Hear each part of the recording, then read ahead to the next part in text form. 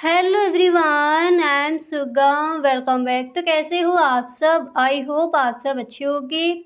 स्वागत है आप सभी का आपके अपने एसपी स्टडी यूट्यूब चैनल पर। तो गाइस, आज हम आपके लिए इस वीडियो में कुछ ऐसे सेंटेंसेस लेकर आए हैं जिनको सीखकर आप भी इंग्लिश बोलने की शुरुआत कर सकते हो। ओके, तो आप वीडियो में अंत तक बने रहें। वीडियो को आपको बिल्कुल भी स्किप नहीं करना है। तो यहाँ पर जो आपका फर्स्ट सेंटेंस है वो मैंने यहाँ पर लिया है। जैसे आपको किसी से कहना हो, आप कहाँ से आए हैं, आप कहाँ से आए हैं, तो इस सेंटेंस को हम इंग्लिश में बोल सकते हैं where have you come from. Where have you come from, आप कहाँ से आए हैं।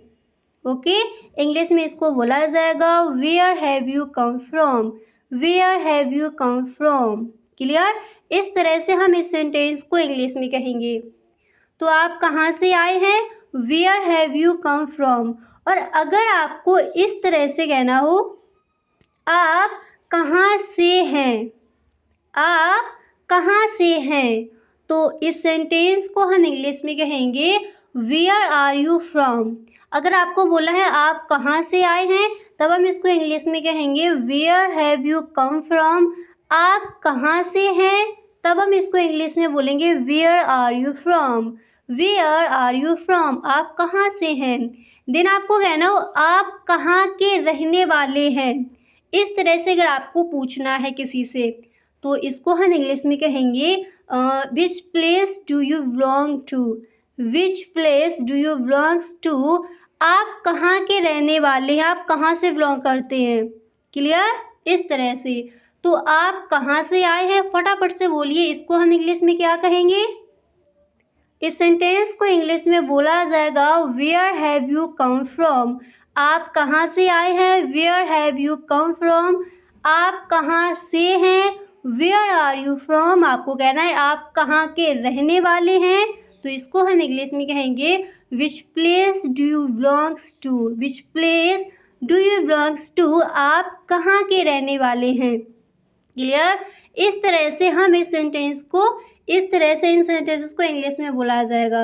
और जैसे आपसे किसी ने कहा आप कहाँ के रहने वाले हैं, which place do you belongs to, और आपको रिप्लाई में बोला है मैं यूपी से हूँ, तो इसको हम इंग्लिश में कहेंगे आई एम फ्रॉम यूपी। मैं यूपी से हूँ, हम इंग्लिश में कहेंगे I am from UP. I am from UP, मैं यूपी से हूँ। और अगर आपको इस तरह से बोला हो मैं यूपी से संबंध रखता हूँ, ओके, तो इसको हम इंग्लिश में कहेंगे I belong to UP. I belong to UP, मैं यूपी से संबंध रखता हूँ। और अगर आपको इस तरह से कहना हो मैं यूपी का रहने वाला हूँ, तो इस सेंटेंस को हम इंग्लिश में इस तरह से कहेंगे आई हैल फ्रॉम यूपी। क्लियर? दोबारा से देखते हैं। अगर आपको बोला हो मैं यूपी से हूँ, इंग्लिश में हम कहेंगे, फटाफट से मेरे साथ बोलते चलिए, मैं यूपी से हूँ, हम इसको इंग्लिश में कहेंगे आई एम फ्रॉम यूपी। अगर आप एमपी से हैं तो आप कहोगे आई एम फ्रॉम एमपी। आपको बोला है मैं यूपी से संबंध रखता हूँ, तब हम इस सेंटेंस को कहेंगे इंग्लिश में आई बिलोंग टू यूपी। मैं यूपी से संबंध रखता हूँ, आई बिलोंग टू यूपी। अगर आपको कहना है मैं एमपी से संबंध रखता हूँ, तब आप इसको इंग्लिश में बोल सकते हो I belong to UP, sorry I belong to MP. और अगर आपको इस तरह से कहना हो मैं यूपी का रहने वाला हूँ, तो इसको आप इंग्लिश में बोल सकते हो I hail from UP. I hail from UP, मैं एमपी का रहने वाला हूँ, I hail from MP. Clear? इस तरह से हम इन सेंटेंसेस को इस तरह से इंग्लिश में बोलेंगे। ओके, अब इसके बाद नेक्स्ट है आपका जैसे आपको किसी से ये कहना हो आपने किस विभाग में दाखिला लिया। आपने किस विभाग में दाखिला लिया, तो इसको हम इंग्लिश में कहेंगे in which faculty have you been admitted. In which faculty have you been admitted, आपने किस विभाग में दाखिला लिया। इंग्लिश में क्या बोला जाएगा, मेरे साथ बोलिए। हम इस सेंटेंस को इंग्लिश में कहेंगे in which faculty have you been admitted. Clear? इस तरह से आप इस सेंटेंस को इंग्लिश में कहोगे।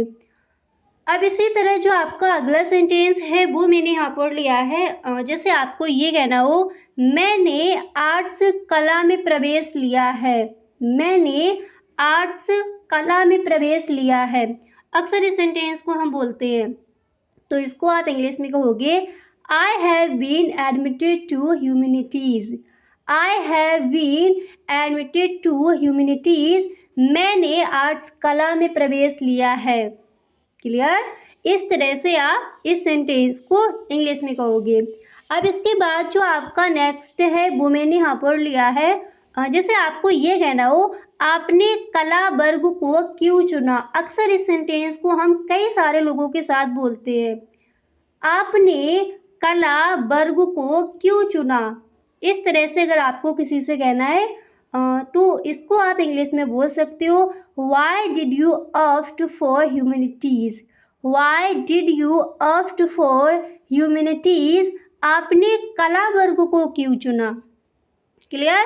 इस तरह से हम इस सेंटेंस को इंग्लिश में कहेंगे। अब इसके बाद जो आपका नेक्स्ट है वो मैंने यहाँ पर लिया है। जैसे आपको किसी से कहना हो, उसे पूछा जाना चाहिए था। उसे पूछा जाना चाहिए था, तो इसको हम इंग्लिश में बोल सकते हैं he should have been asked. He should have been asked. उसे पूछा जाना चाहिए था। क्लियर? इस तरह से हम इस सेंटेंस को इंग्लिश में कहेंगे। अब जैसे आपको किसी से ये कहना हो, मेरी तरफ देखो। मेरी तरफ देखो, तो कई बार मैंने आपको इंग्लिश में बताया, इसको हम इंग्लिश में बोलेंगे look at me. Look at me, मेरी तरफ देखो। इंग्लिश में क्या बोला जाएगा, लुक एट मी। आपको कहना है उसे पूछा जाना चाहिए था, हम इसको इंग्लिश में कहेंगे he should have been asked. He should have been asked. उसे पूछा जाना चाहिए था। और अगर आपको ये कहना हो, ये काम हो जाना चाहिए था, इस तरह से अगर आपको बोलना है तो इसको हम इंग्लिश में कहेंगे this work should have been done. This work should have been done. ये काम हो जाना चाहिए था।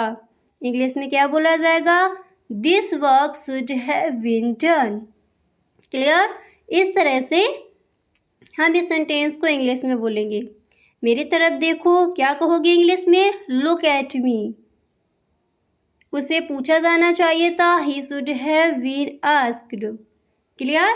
इस तरह से हम इस सेंटेंस को इंग्लिश में कहेंगे।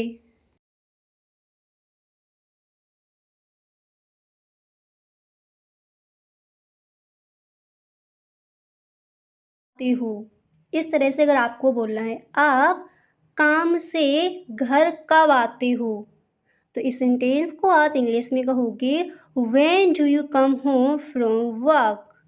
When do you come home from work, यानी आप काम से घर कब आते हैं। याद हो गया सेंटेंस? इंग्लिश में हम इसको कहेंगे when do you come home from work. When do you come home from work. आप काम से घर कब आते हैं। क्लियर? इस तरह से। और यदि आपको कहना हो, आप कहाँ पर रहते हैं। अक्सर इस सेंटेंस को हम बोलते हैं जब भी किसी से मिलते हैं। तो जब भी आपको कहना हो आप कहाँ पर रहते हैं, तो इस सेंटेंस को आप इंग्लिश में कहोगे where do you live. Where do you live. आप कहाँ पर रहते हैं। आपको कहना है आप काम से घर कब आते हो, तो आप इंग्लिश में कहोगे when do you come home from work. Clear? इस तरह से हम इन दोनों सेंटेंसेस को इंग्लिश में इस तरह से बोलेंगे। ओके, यहाँ तक समझ आ गया। चाचा मुझे नई ड्रेस चाहिए। अक्सर इस सेंटेंस को अपने घरों में बोलते हैं, चाचा मुझे नई ड्रेस चाहिए, तो इसको हम इंग्लिश में बोलेंगे uncle I want new dress. Uncle I want new dress. आपको बोलना है भाई मुझे नई ड्रेस चाहिए, तो आप इंग्लिश में कहोगे brother I want new dress. Brother I want new dress. मुझे नई ड्रेस चाहिए।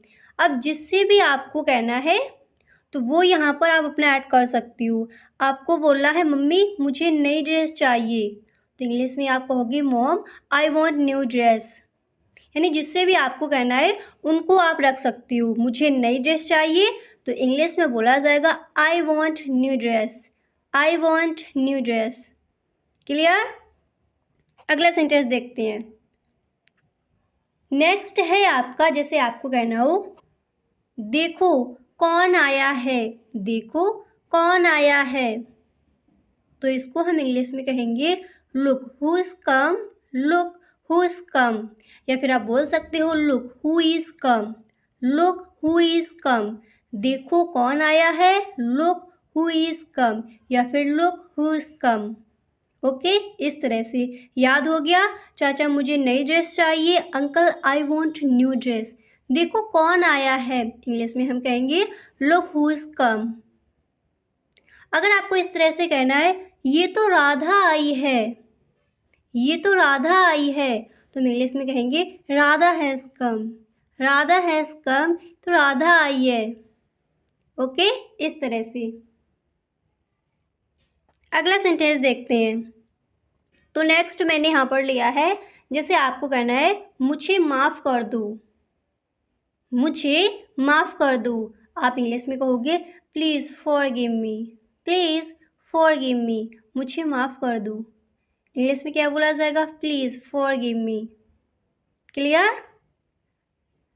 इसके बाद जो आपका नेक्स्ट है वो मैंने यहाँ पर लिया है, जैसे आपको कहना हो क्या आप थोड़ा धीरे बोलेंगे, क्या आप थोड़ा धीरे बोलेंगे, तो इसको हम इंग्लिश में कहेंगे would you please speak slowly, would you please speak slowly.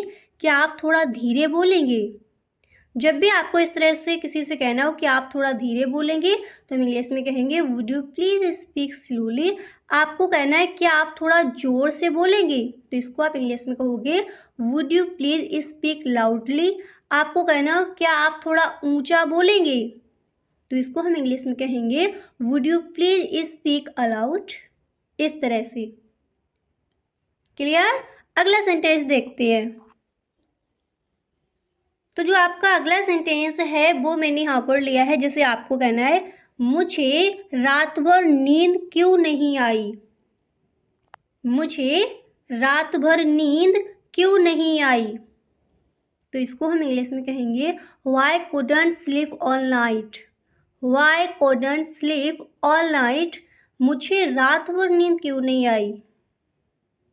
English में इसको क्या बोला जाएगा? Why couldn't sleep all night, why couldn't sleep all night. इस तरह से। क्लियर? नेक्स्ट देखते हैं। तो अगला सेंटेंस है आपका, जैसे आपको इस तरह से कहना है हाँ हाँ ज़रूर। कोई बात है फिर आपको ये बोला हो हाँ हाँ ज़रूर, तो इसको आप इंग्लिश में कहोगे yes why all means, yes why all means, हाँ हाँ ज़रूर। तो इंग्लिश में आप क्या कहोगे? Yes why all means, yes why all means. Clear? अगला सेंटेंस देखते हैं। तो जो आपका नेक्स्ट है वो मैंने यहाँ पर लिया है, जैसे आपको कहना हो आपकी घड़ी में कितना बजा है या फिर आपकी घड़ी में कितने बजे हैं। इस तरह से अगर आपको कहना है तो इसको आप इंग्लिश में कहोगे what's the time by your watch, what's the time by your watch. आपकी घड़ी में कितना बजा है। नहीं तो आप इस तरह से कह सकते हो what is the time by your watch, what is the time by your watch. आपकी घड़ी में कितना बजा है। याद हो गया? जब भी बोलना हो आपकी घड़ी में कितना बजा है इंग्लिश में ही कहोगे what's the time by your watch. हाँ हाँ ज़रूर, तो इंग्लिश में बोला जाएगा यस बाय ऑल मीन्स। मुझे रात भर नींद क्यों नहीं आई, तो आप इंग्लिश में कहोगे why couldn't sleep all night. क्या आप थोड़ा धीरे बोलेंगे, तो आप इंग्लिश में कहोगे would you please speak slowly. मुझे माफ़ कर दो, इंग्लिश में कहेंगे प्लीज़ फॉरगिव मी। क्लियर? इस तरह से। अगला सेंटेंस देखते हैं। तो नेक्स्ट मैंने यहाँ पर लिया है, जैसे आपको कहना है यह तानाशाही नहीं चलेगी, यह तानाशाही नहीं चलेगी। तो इसको आप इंग्लिश में क्या कहोगे? तो इस सेंटेंस को हम इंग्लिश में कहेंगे this dictatorship will not do. English में इसको बोला जाएगा this dictatorship will not do, यह तानाशाही नहीं चलेगी। ओके, इस तरह से आप इस सेंटेंस को इंग्लिश में कहोगे। डिक्टेटरशिप का मतलब क्या होता है? तानाशाही। तो यह तानाशाही नहीं चलेगी, इंग्लिश में बोला जाएगा this dictatorship will not do. Okay, इस तरह से। अगला सेंटेंस देखते हैं, जिसे आपको ये कहना हो काम से जी चुराना विद्यार्थी को शोभा नहीं देता। काम से जी चुराना विद्यार्थी को शोभा नहीं देता। तो इस सेंटेंस को हम इंग्लिश में बोल सकते हैं it does not we have a student to stay work. It does not we have a student to stay work. काम से जी चुराना विद्यार्थी को शोभा नहीं देता। ओके, इस तरह से आप इस सेंटेंस को इंग्लिश में कहोगे। अब यहाँ पर मैंने बोला है काम से जी चुराना विद्यार्थी को शोभा नहीं देता। आपको जिसके प्रति कहना है उनको आप यहाँ पर ऐड कर सकती हो। ओके, अगला सेंटेंस देखते हैं। तो नेक्स्ट है आपका, जैसे आपको ये कहना है कोई नहीं आया, इतना कहना हो कोई नहीं आया, तो हम इंग्लिश में कहेंगे नोबडी कम। नोबडी केम, कोई नहीं आया। इंग्लिश में क्या बोला जाएगा? Nobody came. ओके, अगला सेंटेंस है आपका, जैसे आपको कहना हो मेरा मोबाइल नहीं मिल रहा। मेरा मोबाइल नहीं मिल रहा। तो इस सेंटेंस को हम इंग्लिश में कहेंगे I can't find you mobile. I can't find you mobile, मेरा मोबाइल नहीं मिल रहा। अब यहाँ पर मैंने मोबाइल लिया है, जो चीज़ आपकी नहीं मिल रही है उसको यहाँ पर आप रख के बोल सकते हो इंग्लिश में। तो मेरा मोबाइल नहीं मिल रहा, तो इसको हम इंग्लिश में कहेंगे I can't find you mobile. मेरा मोबाइल नहीं मिल रहा है, इंग्लिश में क्या बोला जाएगा? I can't find you mobile. Clear? इस तरह से। अगला सेंटेंस देखते हैं।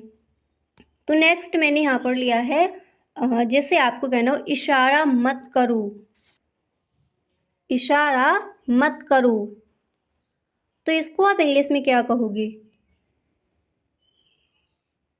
तो जब भी आपको कहना हो इशारा मत करो, तो इस सेंटेंस को हम इंग्लिश में कहेंगे do not gesture. Do not gesture, इशारा मत करो। इंग्लिश में क्या बोला जाएगा? Do not gesture. जेस्चर का मतलब होता है इशारा करना, यानी पॉइंटिंग। ठीक है, तो जब भी आपको कहना है इशारा मत करो, तो आप इंग्लिश में कहोगे डू नॉट पॉइंटिंग या फिर do not gesture. Do not gesture. Okay, इस तरह से। इसके बाद अगला सेंटेंस है आपका, जैसे आपको ये कहना हो समय की नजाकत को समझो। नजाकत का मतलब होता है विनम्रता। समय की नजाकत को समझो, तो इसको हम इंग्लिश में कहेंगे understand the delicacy of time. Understanding the delicacy of time, समय की नजाकत यानी विनम्रता को समझो। तो इंग्लिश में क्या बोल सकते हैं इसको हम? Understanding the delicacy of time. Okay, इस तरह से। इसके बाद जो आपका नेक्स्ट है वो मैंने यहाँ पर लिया है, जैसे आपको ये कहना है बस अभी। बस अभी, तो इसको हम इंग्लिश में कहेंगे जस्ट नाउ। जस्ट नाउ, बस अभी। इंग्लिश में क्या बोला जाएगा? Just now. अगला सेंटेंस है आपका, जैसे आपको ये कहना हो मुझे चक्कर आ रहे हैं। मुझे चक्कर आ रहे हैं, तो इसको हम इंग्लिश में कहेंगे I am feeling dizzy. I am feeling dizzy, मुझे चक्कर आ रहे हैं। इंग्लिश में हम क्या कहेंगे? I am feeling dizzy. Okay, याद हो गया? तो मुझे चक्कर आ रहे हैं, आई एम फीलिंग डिजी। इशारा मत करो, तो डू नॉट पॉइंटिंग या फिर डू नॉट जेस्चर। समय की नज़ाकत को समझो, तो इंग्लिश में इसको बोला जाएगा understanding the delicacy of time. Okay, इस तरह से आप इन सेंटेंसेस को इंग्लिश में कहोगे। अगला सेंटेंस है आपका, जैसे आपको ये कहना है गुस्सा थूक दो। गुस्सा थूक दो, तो इसको आप इंग्लिश में कहोगे speech with the anger. Speech with the anger, गुस्सा थूक दो। इंग्लिश में क्या बोल सकते हो? Speech with the anger. Clear? अगला सेंटेंस है आपका, जैसे आपको ये कहना हो तुम उनसे खुद ही पूछ लो, या फिर आपको इस तरह से बोला हो तुम उनसे खुद ही पूछ लो ना। इस तरह से हम बोलते हैं तुम उनसे खुद ही पूछ लो ना, तो इसको हम इंग्लिश में कहेंगे I suggest you ask them your self. I suggest you ask them your self, तुम उनसे खुद ही पूछ लो ना। इस तरह से हम कहते हैं तुम मुझसे खुद ही पूछ लो ना, तो इंग्लिश में कहेंगे I suggest you ask them self. I suggest you ask them your self, तुम उनसे खुद ही पूछ लो ना। ठीक है, इस तरह से सेंटेंस को इंग्लिश में बोला जाएगा। ओके, अगला सेंटेंस है आपका, जैसे आपको ये कहना हो मैं कुछ कहूँ। मैं कुछ कहूँ, तो इसको आप इंग्लिश में कहोगे मे आई से समथिंग। मे आई से समथिंग, मैं कुछ कहूँ। इंग्लिश में क्या कहोगे? मे आई से समथिंग। क्लियर? इस तरह से। अब इसके बाद अगला सेंटेंस है आपका, जैसे आपको ये कहना हो उसे विदा कर दो। उसे विदा कर दो, तो इसको हम इंग्लिश में कहेंगे she him of. She him of, उसे विदा कर दो। इंग्लिश में क्या बोला जाएगा? She him of. अगला सेंटेंस है आपका, जैसे आपको कहना हो एलमीरा को थोड़ा खुला रखो। एलमीरा को थोड़ा खुला रखो, तो इसको हम इंग्लिश में कहेंगे keep the almirah slightly open. Keep the almirah slightly open, almirah को थोड़ा खुला रखो। ओके, इस तरह से हम इस सेंटेंस को इंग्लिश में कहेंगे। अगला सेंटेंस देखते हैं।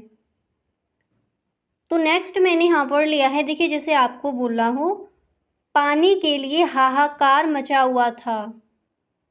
पानी के लिए हाहाकार मचा हुआ था, तो इसको हम इंग्लिश में कहेंगे there was an outcry for water.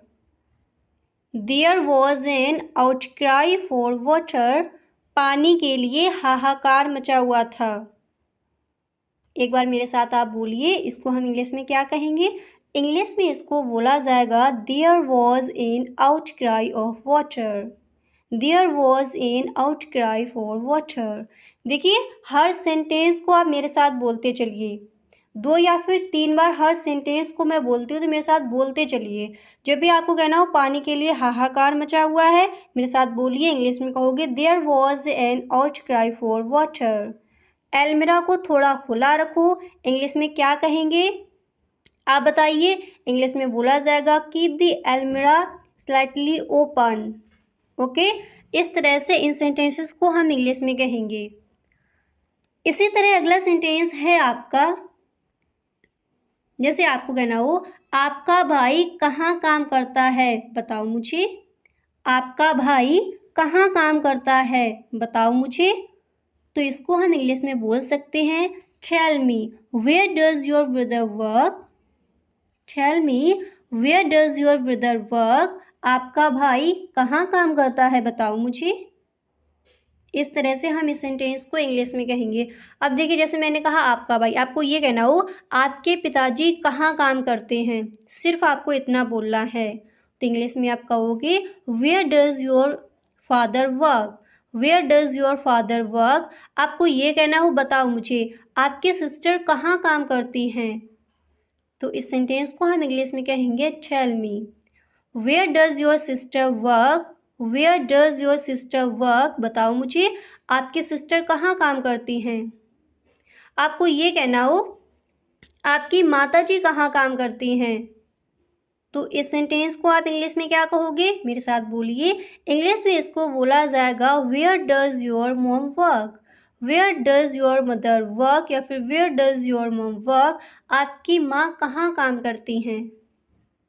Okay, इस तरह से हम इन सेंटेंसेस को इंग्लिश में कहेंगे। इसके बाद जो आपका अगला सेंटेंस है वो मैंने यहाँ पर लिया है, जैसे आपको कहना हो तुमने रानी को कब देखा।